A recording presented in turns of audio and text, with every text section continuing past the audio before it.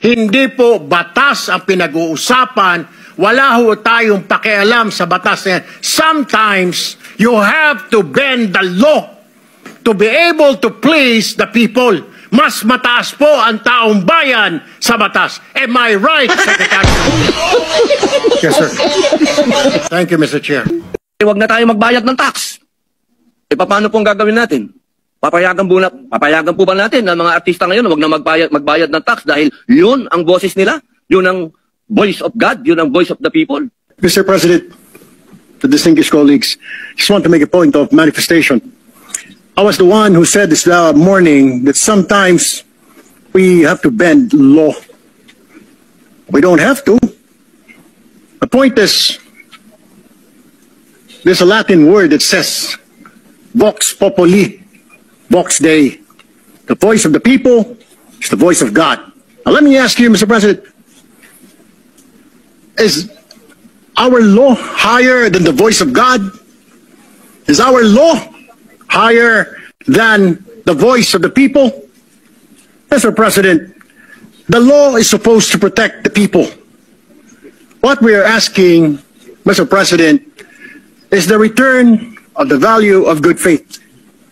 But my only point is, Mr. President, whether I'm right or wrong, I stand to the wishes of the public, of the Filipino people, ibalik ang perang ninakaw sa kanila. Period, Mr. President. Abe, maganda po ng mga punto na binitawan ng ating hinahangaan na si Senator Erwin Tulfo.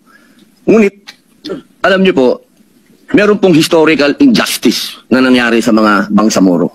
Kung ang usapin po natin ay sisingilin natin ang ilang bayan sa mga utang nito sa Bangsamoro at hindi natin padadaanin sa batas, para saan po yung BARM law? Mapupunta na lang po kami sa gulo. Mapupunta na lang po ito sa paniningil na hindi. Ganito ang kailangan magbayad. Kailangan ngayon na. Kailangan po dumaan tayo sa proseso. Ang atin pong saligang batas ay malinaw na nagsasabi na may due process. Kung argumento po natin, makikinig tayo sa sinasabing, ngayon na.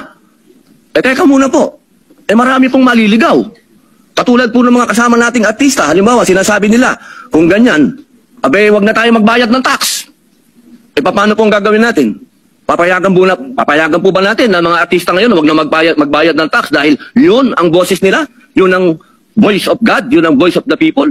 Ang gusto ng mga tao, lahat ng tao ngayon ayaw na magbayad ng tax. Dahil sa nangyayaring ito. Ang gusto ko lamang pong linawin, Ginoong Pangulo. Tama po, naniniwala po ako na ang tao ay galit na. Dapat lang po silang magalit. Marami na talagang ghost project. Ang dami na pong nangyayaring ito. Pero sana po, intindihin po natin din yung mga kababayan natin sa malalayong lugar na humahanap ng hustisya. Madami pong mga kababayan natin, katulad ng mga katutubo, na humihingi din po ng hustisya yan.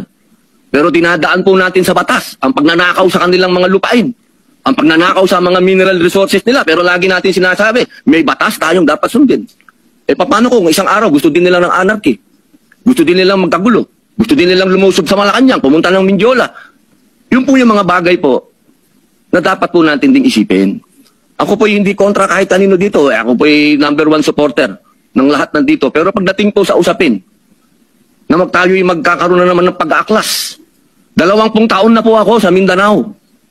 Alam po yan ng kapatid ko na si Senator Mig Subiri na umiikot dyan sa mga liblib na lugar para kumbinsin ng mga taong sumunod tayo sa batas. Yun lamang po, mga senador tayo. Gumagawa tayo ng batas. Ang batas kailangan sundin natin tayo mismo. Yun lamang po, wala naman akong gustong sabihin kundi yun lang. Maraming salamat po.